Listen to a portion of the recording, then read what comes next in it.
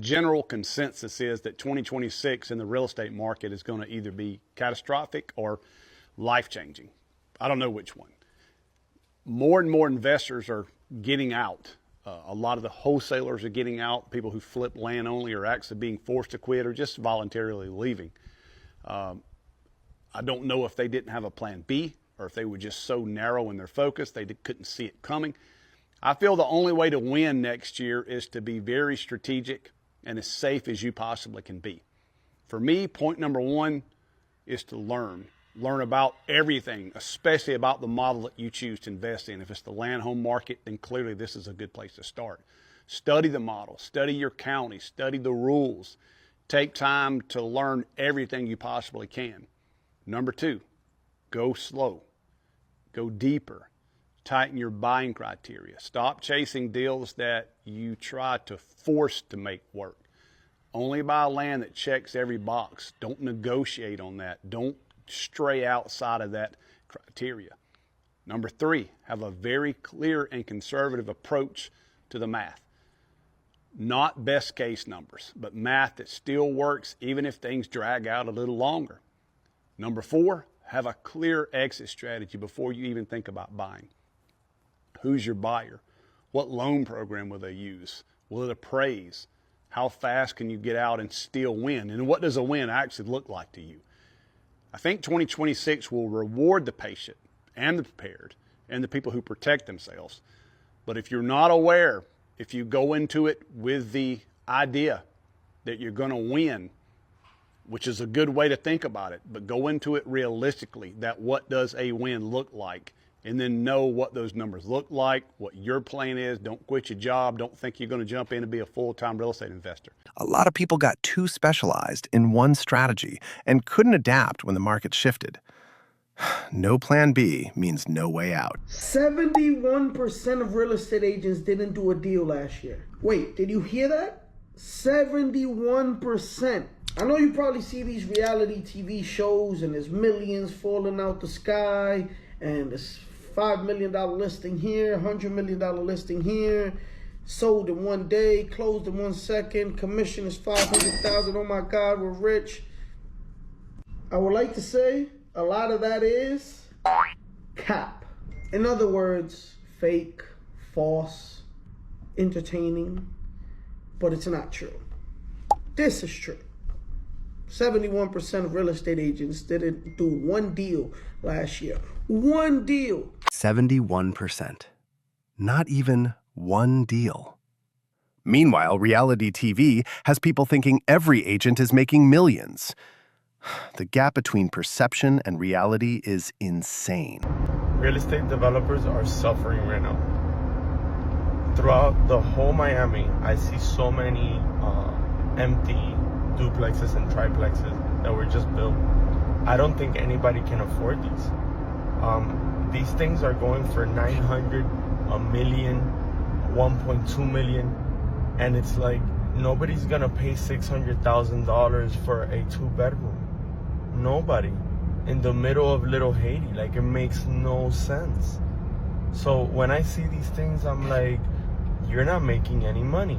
And every single month that goes by, you lose more money. Empty new builds all over Miami, priced at $900,000 to $1.2 million. Nobody's buying. Every month they sit there, developers bleed money. Bro, being a 20-year-old real estate agent, like, seriously has to be the hardest thing I've ever done. Because, I mean, let's think about it for a second. There are realtors that have been in the business longer than I've been alive. So it's like, what am I going to do differently, and how am I going to compete with someone who has a huge portfolio of, sales and success?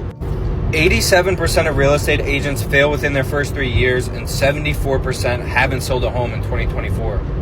So for all my Gen Z realtors out there, what are you guys doing to show that you're the obvious choice, and regardless of their success in sales, that you are the one who's going to get the job done? It's crazy because when I first got licensed last year, I was going on the most appointments I ever had cold calling. But the huge issue was I did not know how to close a single soul, so I was literally just not getting any listings.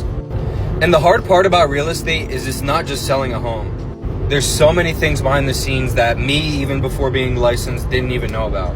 20 years old, competing with agents who have decades of experience. 74% of all agents couldn't sell a home last year.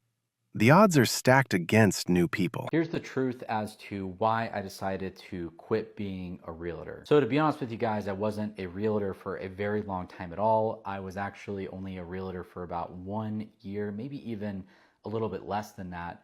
But it boils down to just a few things. And I think the biggest thing for me was lack of fulfillment and lack of income. But you know, lack of fulfillment is a big thing for me, and I've experienced it in other things, but this was really something that bothered me with the career. Now, I'm not saying that you can't be fulfilled as a realtor. I know many people that love doing it, but for me, I was really struggling to get the fulfillment that I was looking for.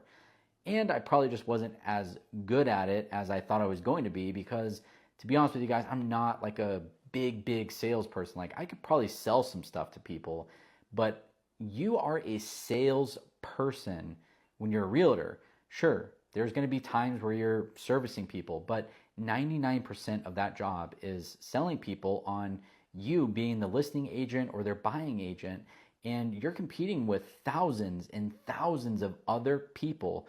So you really have to be like a hardcore salesperson, unless you're extremely good at like social media or something, but I'm just not that big of a salesperson. But let me talk a little bit more about the fulfillment side, and that's pretty much the reason why I quit, other than the fact that I made like zero money from this thing.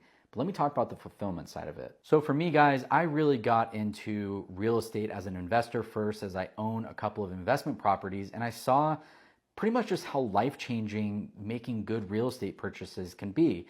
And I thought for sure that I could jump into this industry and help other people make extremely good decisions and even negotiate and crunch the numbers to an extent that maybe other realtors weren't doing. So I thought I was going to go into this and be an outlier in the industry, and people were going to be lining up at my door to have the person on their side who's not like a big salesperson, but someone who really just cares about like the well-being of the transaction for my client.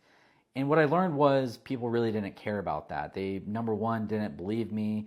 Number two, they just would rather use their family friend or someone that they closely knew that already had their license that was going to just kind of do like the normal realtor thing. So they didn't really care that I was trying to be an outlier in this industry. And to be honest with you guys, I don't think it's a business of what you know. This is absolutely a business of who you know. He went in thinking he'd help people make good decisions. Ended up cold calling and door knocking with no clients. That gap between expectation and reality breaks a lot of new agents.